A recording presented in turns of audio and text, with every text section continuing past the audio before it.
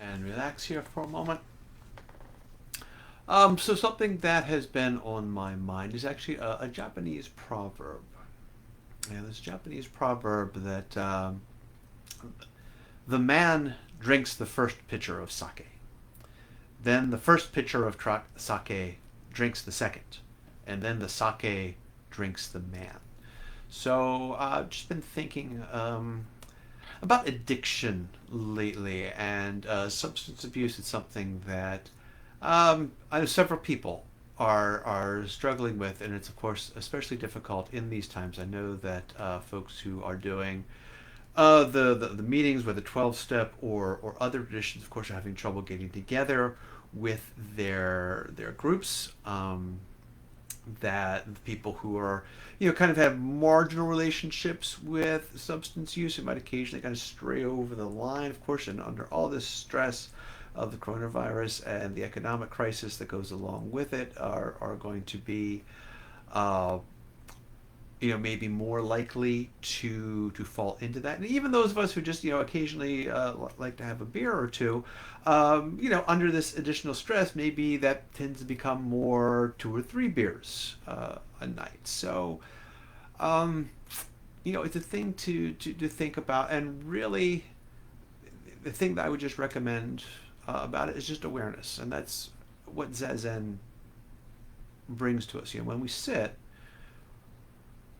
as as the muck clears out of that water from the stream there, and we kind of see what's going on in the brain. So, one way to look at Zazen is that you're bearing witness to your mind. So as you practice that, maybe, possibly, you kind of start to see how these urges kind of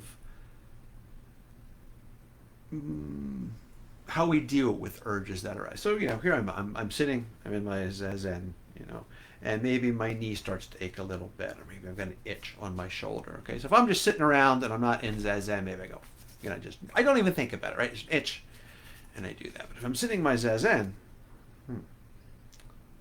I'm trying to let everything clear, and I become, oh, there's an itch there.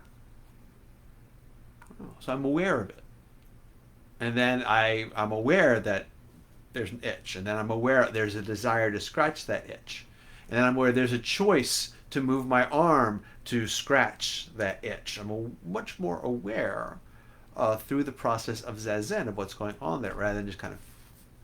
So if we practice Zazen style thinking in our everyday life, then maybe we can become aware that oh, there's an urge to, I could really use a drink right now. Oh, there's an urge. And then there's a decision. Do I really want to have a drink? I don't have to. There's a decision to be made. And if I decide to have a drink, then I'm going to have a drink. Boom, have a drink. Okay. Maybe not the right decision for everyone, but I'll probably have a beer with dinner tonight.